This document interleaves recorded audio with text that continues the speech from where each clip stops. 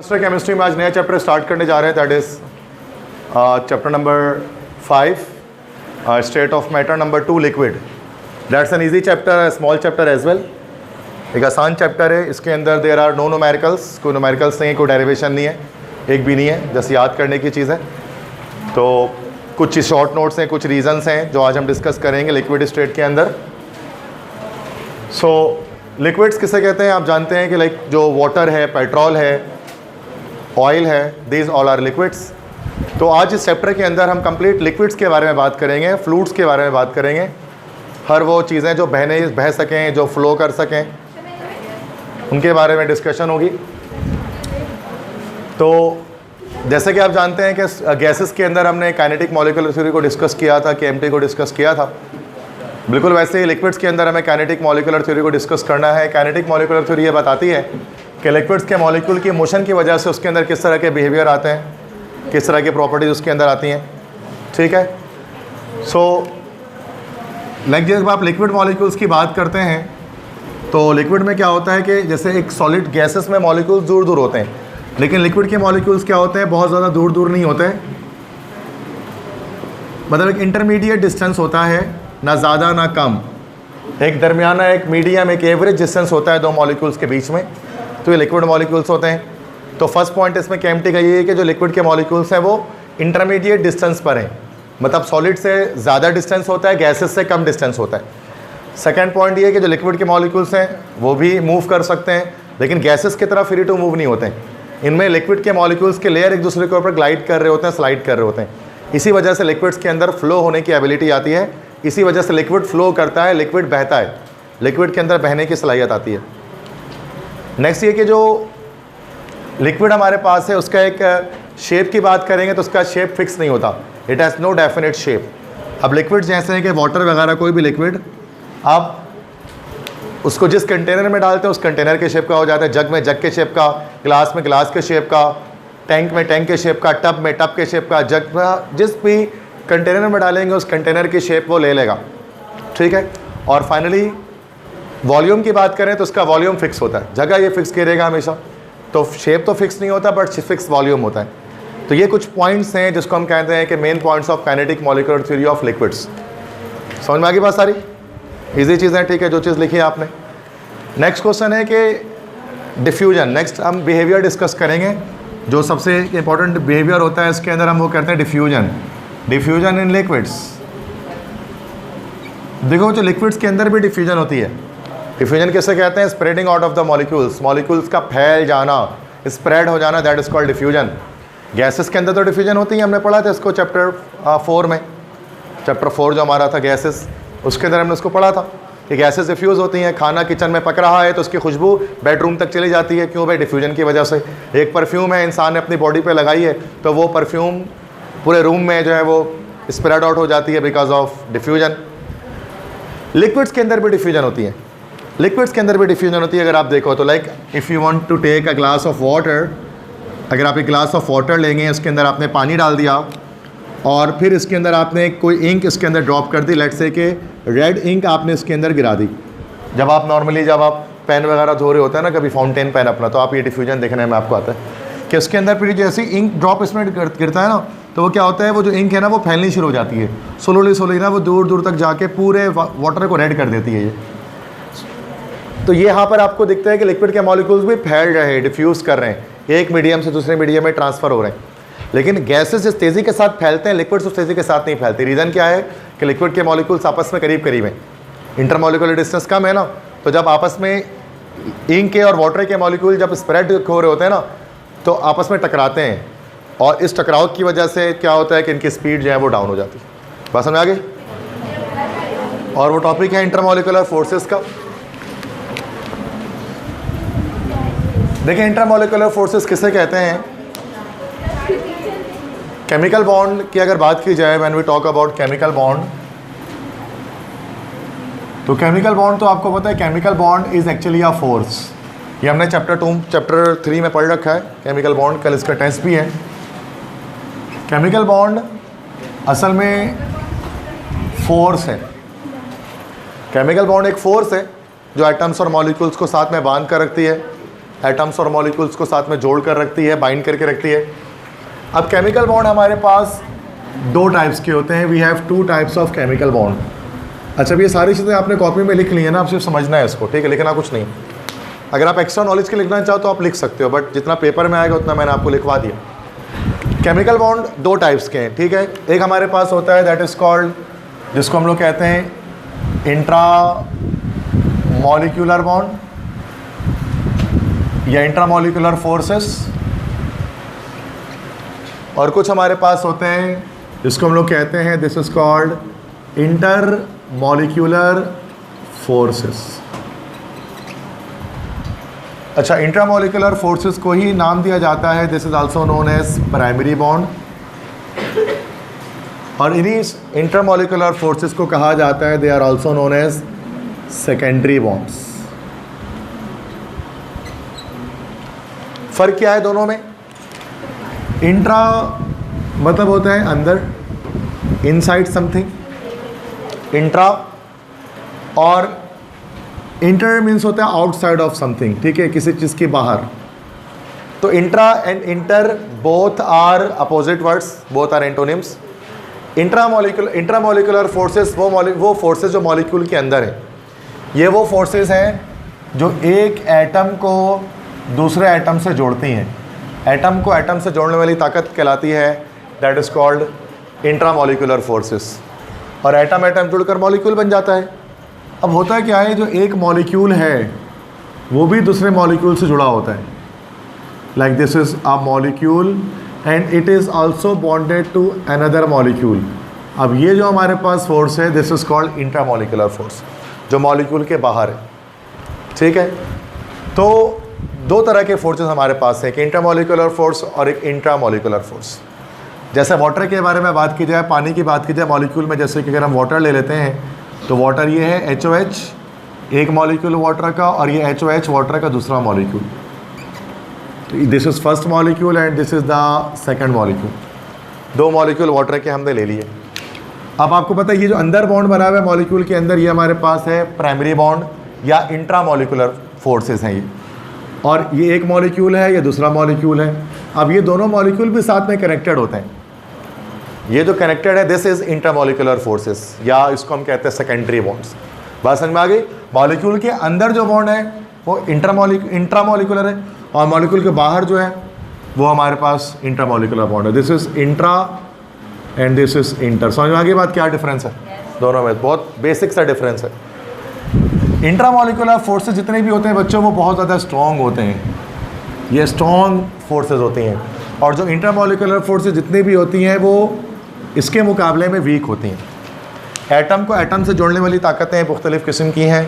हमने इसको, आपने इसको पढ़ा होगा बेसिक बिगिनर क्लासेस में, जैसे कि इसमें एक हमारे पास होते हैं this is called ionic bond, एक हमारे पास होता है जिसको हम लोग बोलते हैं कोवलेंट बॉन्ड, जो शेयरिंग ऑफ इलेक्ट्रॉन से बनता है, और एक हमारे पास कोऑर्डिनेट कोवलेंट बॉन्ड होता है, कोऑर्डिनेट कोवलेंट बॉन्ड। इसी को हम लोग कहते हैं डेटिव बॉन्ड, इसी का दूसरा नाम डेटिव बॉन्ड दिया जाता है ना इसको, डेटिव कोवलेंट बॉन्ड। तो ये तो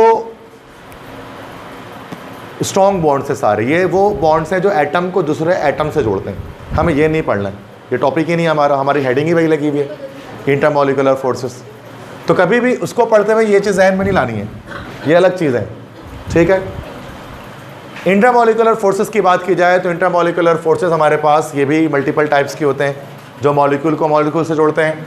इंट्रामोलिकुलर फोर्सेस को एक और नाम दिया जाता है, इन्हीं को कहा जाता है वैन डर वाल फोर्सेस। आपने पढ़ा होगा चैप्टर 4 में साइंटिस्ट का नाम वैन डर वाल्स इक्वेशन, जिसने दी थी रियल गैस इक्वेशन। यही वो साइंटिस्ट हैं, इन्होंने ही इंट्रामोलिकुलर फोर्सेस को डिस्कवर किया था, इन्हीं के नाम पर इनका नाम रखा गया वैन डर वाल फोर्सेस। वीक अट्रैक्टिव फोर्सेस होती हैं सारी। अब इसके अंदर 3 तरह की फोर्सेस आती हैं।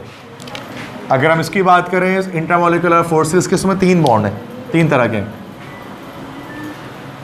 जैसा फर्स्ट इसके अंदर हमारे पास आएगा, तो बेटा जो इंट्रामोलिकुलर फोर्सेस हैं उनको इसलिए समझना ज़रूरी है क्योंकि इसी से रिलेटेड पूरा चैप्टर कंप्लीट है। क्योंकि आगे जाकर जब हम एवापोरेशन पढ़ेंगे, सरफेस टेंशन पढ़ेंगे, विस्कोसिटी पढ़ेंगे, वेपर प्रेशर पढ़ेंगे, बॉइलिंग पॉइंट पढ़ेंगे, इन सब के अंदर इंटरमोलिकुलर फोर्सेस के फैक्टर्स इंक्लूड होते हैं। तो ये इसलिए इस फर्स्ट टॉपिक को पढ़ना बहुत ज़रूरी है ठीक तरह से, ताकि आप आगे जाकर फैक्टर्स वगैरह ठीक तरह से पढ़ पाएँ कंप्लीट चैप्टर में जो इसके अंदर है। तो वैसे तो रट्टाफिकेशन वाला चैप्टर है, चीज़ें याद करनी है, लेकिन समझ के याद करोगे तो जल्दी याद होगा, उससे MCQs वगैरह के आंसर्स भी आ सकेंगे। वरना वही बात है, याद तो कर लेंगे क्वेश्चन आंसर, पर MCQs में फिर आपके नंबर नहीं आ सकेंगे, जो अक्सर ऐसा होता है, आप नहीं ला पाते, क्योंकि आप लेक्चर पे कंसंट्रेट नहीं कर रहे होते मेरे, और जब मैं बोर्ड पे बता रहा होता हूँ मैं MCQs वहाँ से निकाल रहा होता हूँ। तो अब वैन डर वाल फोर्सेस, वैन डर वाल फोर्सेस किसे कहते हैं? वैन डर वाल फोर्सेस जो सेकेंडरी बॉन्ड से इंटरमोलिकुलर फोर्स, तीनों को इंटरचेंजेबली हम इस्तेमाल कर सकते हैं। मतलब तीनों वर्ड एक ही हैं। कभी कोई टीचर इंटरमोलिकुलर फोर्सेस कहते हैं, कोई टीचर इसको सेकेंडरी बॉन्ड कहते हैं, कुछ टीचर उसको वैन डर वाल फोर्सेस कहते हैं। आप जब भी कोई टीचर ये बात कहें, आप समझ जाना ये तीनों एक ही बात कह रहे हैं, वो अलग अलग बातें नहीं है इसमें। मतलब मॉलिक्यूल को मॉलिक्यूल से जोड़ने की बात कर रहे हैं, ऐसे कोई फोर्स की बात कर रहे हैं, ऐसा कोई फोर्स जो एक मॉलिक्यूल को दूसरे मॉलिक्यूल से बाइंड कर रहा है। अब ये तीन तरह के फोर्सेज हो सकते हैं, तीन टाइप्स इसके अंदर आ सकते हैं। फर्स्ट टाइप हमारे पास है जिसको हम लोग कहते हैं लंडन फोर्सेस, या फिर इसी को डिस्पर्जन फोर्सेस कहा जाता है, लंडन फोर्सेस और डिस्पर्जन फोर्सेस। सेकंड हमारे पास जो है this is called dipole dipole forces. हमारी फर्स्ट ईयर की न्यू बुक में इसको डायपोल डायपोल इंटरेक्शन लिखा गया, बात तो वही है। थर्ड हमारे पास कहलाता है this is called hydrogen bond. ये तीन है, ये तीनों वो फोर्सेस हैं जो मॉलिक्यूल को मॉलिक्यूल से कनेक्ट करते हैं। ठीक है बच्चों, अब इसके अंदर इंटरमोलिकुलर फोर्सेस सारे के सारे वीक होते हैं। Intermolecular forces always weaker then intramolecular forces. Secondary bond primary bond से सारे के सारे वीक होते हैं इसके मुकाबले में। हाँ, इनके अंदर अगर हम चाहें तो स्ट्रेंथ हम इसकी देख सकते हैं कि इनके अंदर कौन स्ट्रॉन्ग है कौन वीक है, इनके अंदर हम बात कर सकते हैं। ठीक है, जैसे कि लंदन फोर्सेस जो हैं these are the weakest one, और hydrogen bond is the strongest one, और ये मीडियम इंटरमीडिएट इसकी स्ट्रेंथ होती है। इसको हम कह सकते हैं कि इसकी लंदन डायपोल डायपोल फोर्सेस की मीडियम स्ट्रेंथ है अगर हम इन तीन में कंपैरिजन करें तो। लेकिन फिर भी याद रखो इन सब के मुकाबले में काफ़ी वीक है वो। जैसे कि अगर हम कोवेलेंट बॉन्ड को मान लें, कोवेलेंट बॉन्ड को इन सब के अंदर कहा जाता है कि वीक है।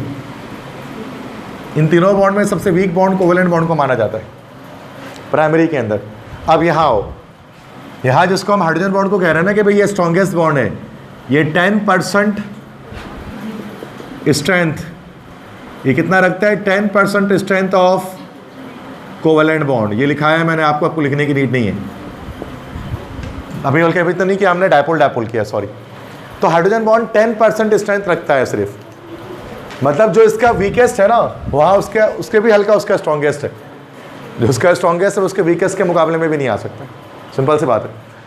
और बाकी जो डायपोल डायपोल है वो सिर्फ 1% स्ट्रेंथ रखता है, और ये तो उससे भी कम, समझो 0.1% स्ट्रेंथ रखता है कोवेलेंट बॉन्ड के लिहाज से अगर हम कंपैरिजन करें तो जो मॉलिक्यूल को मॉलिक्यूल से तोड़ने वाली ताकत जो होती है ना, जोड़ने वाली ताकत, वो बड़ी वीक होती है, बहुत ईजिली ब्रेक हो जाती है। जैसे हम पानी की बात करें, वाटर के ग्लास की बात करें, if you take a glass of water, अगर आप 1 ग्लास ऑफ वाटर अगर आप लेते हो, just all of you please see the glass of water. अगर आप 1 ग्लास ऑफ वाटर अगर आप लेते हो तो उसके अंदर वाटर के मॉलिक्यूल्स होंगे बहुत सारे, HOH, this is 1 water molecule, this is second water molecule. ऐसे होता है ना वाटर का मॉलिक्यूल, बेंट टाइप का होता है, angular bent structure. This is first molecule, this is second. ऐसा तो millions and billions of molecule होंगे, और इतने बड़े भी नहीं होंगे, बहुत छोटे होंगे, दिखाई भी नहीं देंगे। समझाना चाह रहा हूँ मैं आपको। अब ये आपस में जुड़े हुए भी होंगे, तो अंदर जो आपको ब्लैक कलर से दिख रहा है दिस इज प्राइमरी बॉन्ड, और जो रेड से आपको जो दिख रहा है डॉटेड, ये वाला bond this is secondary bond. ऐसे ही है ना भाई।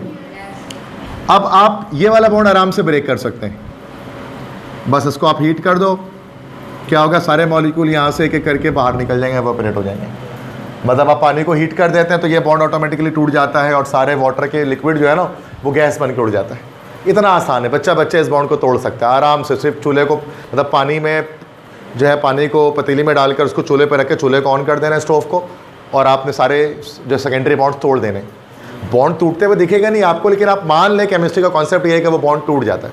आपको ऐसा लगेगा बस कि एवोपरेट हो रहा है, असल में वो बॉन्ड एवोपरेट हो ही इसलिए कि बॉन्ड टूट रहा है उसका, दैट्स व्हाई। लेकिन अगर मैं आपको बोलूँ हाइड्रोजन ऑक्सीजन के बीच का बॉन्ड तोड़कर दिखाओ, अब ये नहीं तोड़ सकते आप। मैं बोलूँगा भाई ये वाला बॉन्ड तोड़, हाइड्रोजन वाला का ऑक्सीजन अलग करके दिखा दो पानी में से, ये नहीं कर सकते आप, because this is a strong bond. ये जो बॉन्ड होता है ये हमारे पास स्ट्रॉन्ग होता है और हीट करने से वो इससे टूट जा रहा है क्योंकि वो वीक बॉन्ड है। क्लियर है बात समझ में आगे? इसको भी तोड़ा जा सकता है बट इसके डिफरेंट मेथड्स होते हैं, इलेक्ट्रोलाइसिस वगैरह जिसको आप पढ़ेंगे आगे चैप्टर्स में, इलेक्ट्रोलाइसिस वगैरह इलेक्ट्रोकेमिस्ट्री के अंदर वहाँ पढ़ेंगे कि ये बॉन्ड कैसे तोड़ना है। तो इतना आसान नहीं, करंट देना पड़ता है उसमें। अब तो समझ गया ना एक चीज़, थोड़ा सा बेसिक बताती है इंटरमोलिकुलर फोर्स किसे कहते हैं। अब आते हैं कि करके तमाम फोर्सेस को डिस्कस करते हैं। तो सबसे पहले मैं आपको बताता हूँ दैट इज़ लंदन फोर्सेस। जो सबसे वीकेस्ट से स्टार्ट करते हैं, वीकेस्ट वाला पहले पढ़ते हैं, स्ट्रॉन्गेस्ट बाद में पढ़ेंगे। फर्स्ट है लंदन फोर्सेस। अब लंदन फोर्सेस का एक और नाम है, इसी को कहा जाता है this is called dispersion forces. इसी को डिस्पर्जन फोर्सेस कहते हैं, दोनों नाम इसी के हैं, लंदन फोर्सेस और डिस्पर्जन फोर्सेस। और आप जानते हैं वीकेस्ट, सबसे वीकेस्ट यही है। और इसको डिस्कवर किसने किया था? मैंने बताया एक जर्मन, एक ये लंदन फोर्सेस का ये मतलब नहीं है कि यहाँ ये लंदन के शहर में डिस्कवर हुई थी, ऐसा कुछ नहीं है, साइंटिस्ट का नाम था।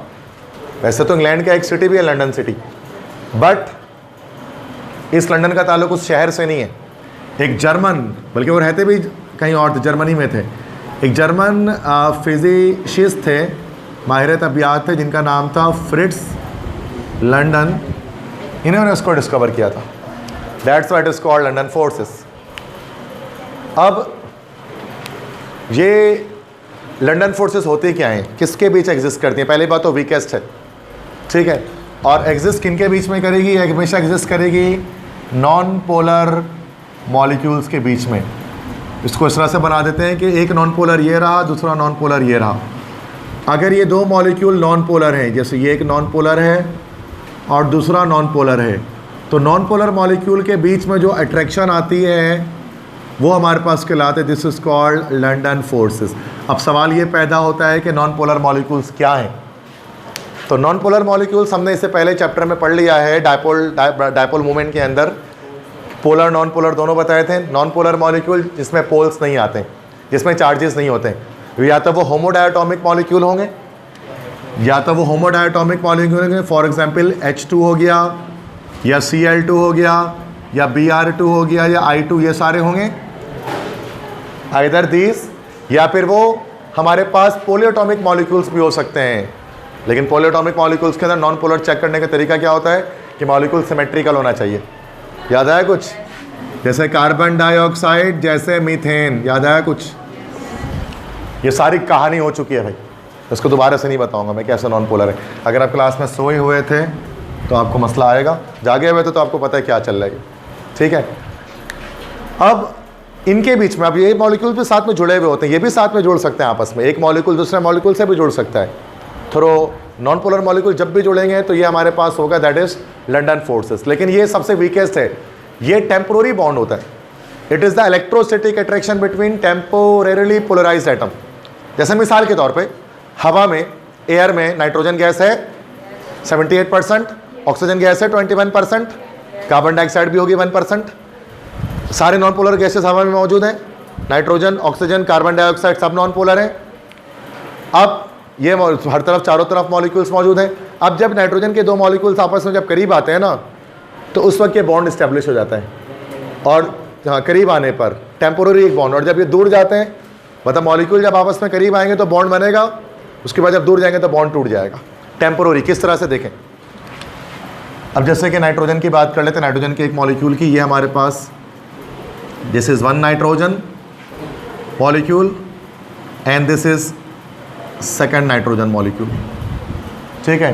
जब इस वक्त दूर दूर हैं तो ये पॉजिटिव चार्ज इनके बीच में है और ये इलेक्ट्रॉन्स यहाँ मौजूद हैं। कि हम इसको आर्गॉन गैस कह सकते हैं। आर्गॉन गैस भी हवा में होती है, AR सुना होगा आपने, आर्गॉन। इसको ले लेते हैं ताकि एटम का भी कॉन्सेप्ट आ जाए। ये भी नॉन पोलर ही होता है। अब जब ये करीब आएंगे, तो करीब आने से क्या होगा कि ये नेगेटिव नेगेटिव की रिपल्जन होगी। ये आपस में दूसरे करीब आएंगे, नेगेटिव चार्ज एक दूसरे के रिपल करेंगे। रिपल करने की वजह से इनके चार्जेस डिफरेंट हो जाएंगे। मीन्स अगर मैं इसको इस तरह से दिखाऊं, लाइक ये दूर है इस वक्त, ठीक है, और ये दूसरे करीब आ रहे हैं। ये एक नाइट्रोजन है, ये दूसरा नाइट्रोजन है, प्लस चार्ज, ये नेगेटिव इलेक्ट्रॉन्स उसके इधर पर, नेगेटिव इलेक्ट्रॉन उसके इधर पर। और जब ये आपस में करीब आ जाएंगे, बहुत करीब आपस में आ जाएंगे, तो क्या होगा, सारे इलेक्ट्रॉन्स इस तरह से एक किनारे पर आ जाएंगे, और ये सारे इलेक्ट्रॉन एक किनारे पर आ जाएंगे, और पॉजिटिव चार्ज इधर पर आ जाएगा। अब क्या होगा, यहाँ पर अगर आप देखें तो थोड़ी देर के लिए एक इलेक्ट्रोस्टैटिक अट्रैक्शन जनरेट हो जाएगी। इलेक्ट्रोस्टैटिक अट्रैक्शन फिजिक्स केमिस्ट्री में किसे कहा जाता है? इलेक्ट्रोस्टैटिक अट्रैक्शन हम कहते हैं पॉजिटिव नेगेटिव की जो अट्रैक्शन होती है ना, इसको कहा जाता है इलेक्ट्रोस्टैटिक अट्रैक्शन। बहुत मशहूर वर्ड है साइंस की दुनिया का ये, इलेक्ट्रोस्टैटिक अट्रैक्शन, पॉजिटिव नेगेटिव की अट्रैक्शन। तो ये थोड़ी देर के लिए हो रहा है, उसके बाद जब ये दूर जाएगा तो ये बॉन्ड टूट जाएगा। तो ये वीकेस्ट बॉन्ड हमारे पास है, बहुत वीकेस्ट बॉन्ड है। ये सिर्फ सबके अंदर हो सकता है, H2Cl2 Br2 तमाम के अंदर हो सकता है। कार्बन डाइऑक्साइड के अंदर भी ये हो सकता है, और कार्बन डाइऑक्साइड के भी एटम्स मॉलिक्यूल्स आपस में करीब में आ जाते हैं, और करीब में आकर कार्बन डाइऑक्साइड सॉलिडिफाई भी हो जाता है, और सॉलिडिफाई होकर ये बन जाते हैं ड्राई आइस। कार्बन डाइऑक्साइड के जब मॉलिक्यूल्स करीब करीब आते हैं ना, तब वो सॉलिड हो जाते हैं, ड्राई आइस बन जाता है, सूखी बर्फ, ड्राई आइस, सुना होगा आपने इसका नाम। अब ड्राई आइस जो होता है ना, वो कैसा है बच्चों, this is a Sublime solid. Sublime solid का मतलब क्या होता है कि जिसमें सब्लिमेशन का प्रोसेस हो। सब्लिमेशन क्या प्रोसेस होता है, एक सॉलिड डायरेक्टली गैस बन जाता है उसके अंदर, काफूर वगैरह जैसे। अब ड्राई आइस क्या होता है कि इसमें कार्बन डाइऑक्साइड डायरेक्टली सॉलिड से गैस बन जाती है। आपने देखा होगा उसको ना, कि जो एक माउथ में एक टैबलेट टाइप की चीज़ रखते हैं, उसके बाद धुआं मुंह से निकलना शुरू हो जाता है। ऐसे नॉर्मली वीडियोस वगैरह लोग इसमें बनाते हैं कि माउथ में रखते हैं, एक टैबलेट टाइप की चीज़ होती है, टॉफ़ी टाइप की, उसके बाद माउथ से क्या होता है, धुआं निकलना शुरू हो जाता है। बोलते जादू हो गया, मैजिक हो गया, ये क्या चीज़ है। वो रखते हैं dry ice, solid carbon dioxide. वो क्या होता है, सॉलिड से डायरेक्ट गैस बन रहा होता है, तो वो बड़ा वीडियो के अंदर एक इफेक्ट आ रहा होता है उसके अंदर से। तो बहुत मशहूर चीज़ है, आजकल बड़ा इन है मार्केट में। तो वो ड्राई आइस है, सबलाइम सॉलिड है। सॉलिड से डायरेक्ट गैस क्यों बन जा रहा है? क्योंकि उसके अंदर लंडन फोर्सेज हैं, जो वीक फोर्सेज हैं, तो फॉरन से बॉन्ड टूट रहा है और वो डायरेक्ट गैस बन के उड़ जा रही है। This is just due to this forces. लोग कर तो रहे हैं, लेकिन उनको पता नहीं कि कर क्या रहे हैं। वो लंडन फोर्सेज ब्रेक हो रहा है उसके अंदर, तो सॉलिड से डायरेक्ट गैस बन रहा है। रियल लाइफ एक्सपीरियंस है ये, ठीक है। अब सवाल ये पैदा होता है, लंडन फोर्सेज के फैक्टर्स क्या हैं? समझ में आ गई ना बात क्या बता रहा हूँ? लंडन फोर्सेज क्या है? टेम्पोररी बॉन्ड है जो नॉन पोलर मॉलिक्यूल में एग्जिस्ट करेगी, बहुत सारे में कर सकती है। अब ये कि इसके फैक्टर्स क्या हैं, ये कब कम और कब ज़्यादा होगी भाई? तो मैंने बताया 2 फैक्टर्स इसके हैं, जो आपने अभी लिखा है, 2 फैक्टर्स लिखें। सबसे पहला कि जो लंडन फोर्सेस हैं, इनकी स्ट्रेंथ डायरेक्टली प्रोपोर्शनल टू किसकी हो गई भाई?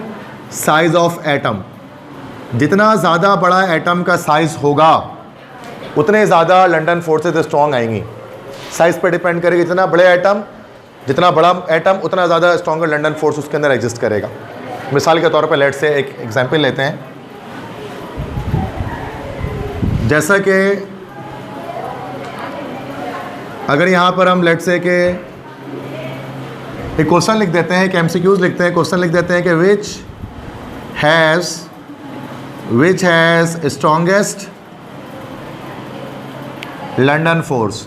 बताएं इन चारों में से किसकी लंडन फोर्स स्ट्रॉन्ग है? ऐसा MCQs मैंने आपको दे दिया टेस्ट में। अब बच्चे टेंशन में आ गए, सर तो पता नहीं MCQs कहाँ से निकाले, भाई यहीं से निकाल ले होते हैं। Which has the strongest London forces? F2 Cl2 Br2 I2। और आपको बताना है सबसे ज़्यादा स्ट्रॉन्गेस्ट लंडन फोर्स किस में होगा इन चारों में से। अब इसको सोचना पड़ेगा, तुक्का नहीं मत लगाएंगे। सर ये तो 10 ईयर में आए नहीं, मुझे क्या पता, बुक चेंज हुई है, कुछ भी आ सकता है, तो समझो इसको। F2 Cl2 Br2 I2 7A group के एलिमेंट्स हैं सारे ये। These are the elements of 7A group, halogens। Second period है, थर्ड पीरियड है, फोर्थ पीरियड है और फिफ्थ पीरियड है, ऐसा ही है। Period number tells to the number of shells. इसके पास, इसका मतलब कि इसके पास 2 शेल्स होंगे, इसके पास 3 शेल होंगे इसके एटम में, इसके एटम में 4 शेल होंगे, इसके एटम में 5 शेल होंगे, ऐसा ही है ना। अब इसका मतलब फ्लोरीन का जो एटम होगा वो छोटा होगा, क्लोरीन का इससे बड़ा होगा, ब्रोमीन का उससे भी बड़ा होगा, आयोडीन का सबसे बड़ा होगा। और जो बड़े एटम्स होंगे उनके अंदर लंडन फोर्स से सबसे ज़्यादा स्ट्रॉन्ग होंगी। तो अब बताओ चारों में से कौन सा? समझ में आया? ऐसे दिमाग लगाना है इसमें, ठीक है। अब इसी वजह से एक और चीज़ आपको देखने में आती है कि फ्लोरीन और क्लोरीन ये आपको गैस स्टेट में मिलती है। फ्लोरीन और क्लोरीन ये आपको गैसेस स्टेट में मिलती है। ब्रोमीन ये आपको लिक्विड स्टेट में मिलता है, it is only liquid non metal. और आयोडीन ये आपको सॉलिड स्टेट में मिलता है। नॉर्मली अगर आपने पढ़ा है केमिस्ट्री में, थोड़ा बहुत इंटरेस्ट है तो आपको पता होगा फ्लोरीन और क्लोरीन गैसेस है। Bromine is the only liquid non metal, brown colour का लिक्विड होता है ये। और आयोडीन एक ग्रे कलर का सॉलिड होता है, सबलाइम सॉलिड है ये भी। इसके अंदर से डायरेक्ट फ्यूम्स निकल होता है वायलेट कलर के आयोडीन के अंदर से। यूट्यूब वगैरह पे आप देख सकते हो तो पूरा दिखा रहे होते हैं हर एक लिक्विड को। तो ये हमारे पास हो गया। इसी वजह से चूंकि स्ट्रॉन्गेस्ट बॉन्ड बन रहा है इसके अंदर, इसी वजह से ये सॉलिडिफाई हो जा रहा है। आयोडीन ने रूम टेम्परेचर पे आपको सॉलिड मिलता है, ये रूम टेम्परेचर पे लिक्विड, और ये दोनों गैसेस। समझ में आ गई? तो ये पहला फैक्टर था क्या भाई, लंडन फोर्स जितना ज़्यादा साइज ऑफ एटम उतना ज़्यादा स्ट्रॉन्गर लंडन फोर्सेस। और ये नॉन पोलर मॉलिक्यूल है ना सारे, चूँकि होमोडायटॉमिक है। ठीक है, सब बात को समझो ठीक से। सेकंड ये कि जो लंडन फोर्सेस हैं they are also directly proportional to number of atoms in a molecule. Molecule में जितने ज़्यादा नंबर ऑफ एटम्स होंगे उतनी ज़्यादा लंडन फोर्सेस आपके पास स्ट्रॉन्ग होगी। अब एक और क्वेश्चन दे दिए कि which has strongest London forces, किसमें लंडन फोर्स ज़्यादा है बताइए ज़रा। और आपको 4 ऑप्शन दे दिया मैंने पेपर में, टेस्ट में, A B C D। रट्टा नहीं लगाने के, यही याद करके चलेंगे सर यही देंगे। आपको पता है मैं MCQs खड़े खड़े बना लेता हूँ, मुझे कोई टेंशन नहीं MCQs बनाने में। तो 4 MCQs 4 ऑप्शन दे दिए। एक आपको दे दिया मैंने CH4, एक मैंने आपको दे दिया C4H10, सॉरी एक दे दिया मैंने आपको C2H6, एक दे दिया C4H10 और एक दे दिया C6H14।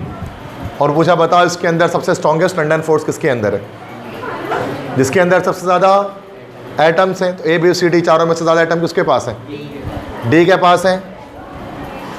अब इसको रियल में भी समझो, चलो ये तो समझ में आ गया फैक्टर। अब इसको मैं, हाँ यस, हेक्सेन जिसको हम कहते हैं, ये अलग अलग नाम है। अगर आपने पढ़ा है ऑर्गेनिक केमिस्ट्री तो CH4 हमारे पास ये होता है मीथेन, ये हमारे पास होता है इथेन। C4H10 ये हमारे पास होता है ब्यूटेन, और ये हमारे पास होता है this is called hexane. Common daily life की बात करें तो कॉमन डेली लाइफ में ये तो यार नाम अजीबो गरीब होते हैं, मीथेन, इथेन, प्रोपेन। अब हमारा बच्चा इतना केमिस्ट्री का थोड़ी ना शाहकार होता है कि उसको सब चीज़ पता लग जाए। मैं कॉमन डेली लाइफ से घर की चीज़, घर की बात करते हैं, ठीक है। मीथेन, इथेन ये दोनों आपको पता है किस में होती है, सुई गैस में होती है। सुई गैस में होती है, गैस है, दोनों गैसेज हैं। क्यों गैसेज हैं? चूँकि इनके लंडन फोर्स बहुत वीक है, तो इतने करीब आ ही नहीं पा रहे मॉलिक्यूल के वो सॉलिडिफाई या लिक्विड हो सकें। ब्यूटेन, ब्यूटेन जो फ्यूल है वो पाया जाता है लाइटर के अंदर। ब्यूटेन फ्यूल, ब्यूटेन है ना, इसी को हम लोग LPG भी कहते हैं, liquefied petroleum gas, bottled gas. Cylinder में जो गैस भरी जाती है, अच्छा लाइटर में जो गैस है ना वो यही C4H10 ब्यूटेन है वो, लेकिन वो आपको क्या दिखती है, लिक्विड दिखती है। लिक्विड है नहीं, वो है गैस। वो लिक्विड इस वजह से दिख रही है क्योंकि उसको प्रेशराइज करके डाला गया है, तो वो लिक्विफाई हो गया है। अगर उसको आप कभी तोड़ोगे ना तो वो गैस बन के उड़ जाएगी, सारी फट जाता है ना, वो ब्लास्ट हो जाता है। तो या नॉर्मली गैस का सिलेंडर अगर आप कभी नहीं देखा, वो गैस है उसके अंदर, लेकिन उसको जब तुम मूव करोगे लगेगा लिक्विड है कोई पानी जैसा, लेकिन वो पानी अंदर वो प्रेशराइज करने की वजह से लिक्विफाई हो गया है वो। वरना नॉर्मल रूम टेम्परेचर पे वो गैस क्या होती है भाई, वो रूम टेम्परेचर पे वो कंपाउंड गैसियस स्टेट में एग्जिस्ट करता है, गैसियस स्टेट में एग्जिस्ट करता है, वो गैस है, ठीक है। अब गैसियस स्टेट में एग्जिस्ट करता है। अच्छा C6H14 ये क्या चीज़ होती है बच्चों, दिस इज एक्चुअली पेट्रोल, ये पेट्रोल है। अब पेट्रोल रूम टेम्परेचर पे क्या होता है, सॉलिड लिक्विड गैस, लिक्विड होता है ना भाई।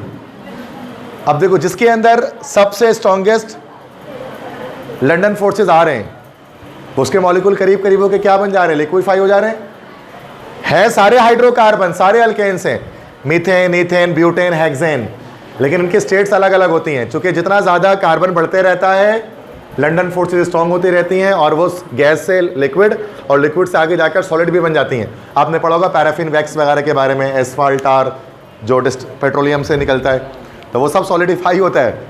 जो टार होता है, डामर होता है, वो भी हाइड्रोकार्बन है, बट उसमें 200 300 कार्बन होते हैं। तो इतना ज़्यादा लंडन फोर्स स्ट्रॉन्ग होती है कि वो सॉलिडिफाई हो जाता है वो भी अल्केन, जैसे मिथेन इथेन अल्केन है। बस समझ आ रही है? तो दो फैक्टर्स हैं इसके स्ट्रेंथ के। पहला, जितना ज़्यादा एटम बड़ा होगा उतने ज़्यादा लंडन फोर्स स्ट्रॉन्ग होंगे, और मॉलिक्यूल के अंदर जितने ज़्यादा एटम्स होंगे उतना ज़्यादा स्ट्रॉन्ग होगा। क्लियर है? बात समझ में आ गई? ये हमारा फर्स्ट हमारे पास कंप्लीट हो गया। This is called London forces. सिर्फ नॉन पोलर, सारे नॉन पोलर डिस्कस किए यहाँ पर।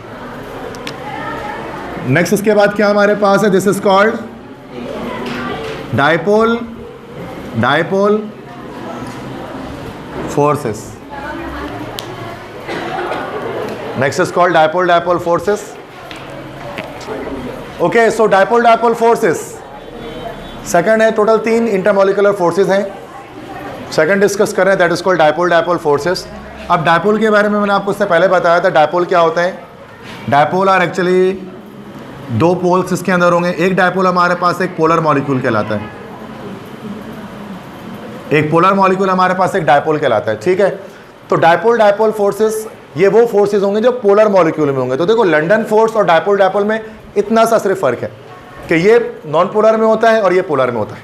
अब पोलर मॉलिक्यूल्स क्या, जिनमें जो पोलर कोवेलेंट बॉन्ड जो बनाते हैं, वो हमने पीछे पढ़ा था। हेट्रोडायटोमिक मॉलिक्यूल हो सकते हैं, या फिर कोई पोलियोटोमिक मॉलिक्यूल्स हो सकते हैं जिनमें लोन पेयर आ जाए, या आसिमेट्रिकल हो।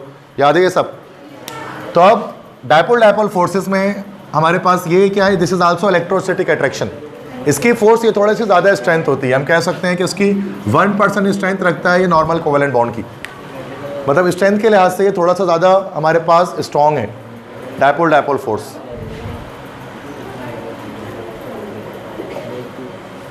ओके,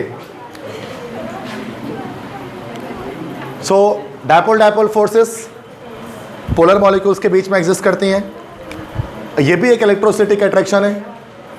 तमाम तरह के जो हमारे पास इंट्रामॉलिक्यूलर फोर्सेस हैं वो सारे इलेक्ट्रोस्टैटिक अट्रैक्शन ही है, मतलब पॉजिटिव नेगेटिव के अट्रैक्शन है।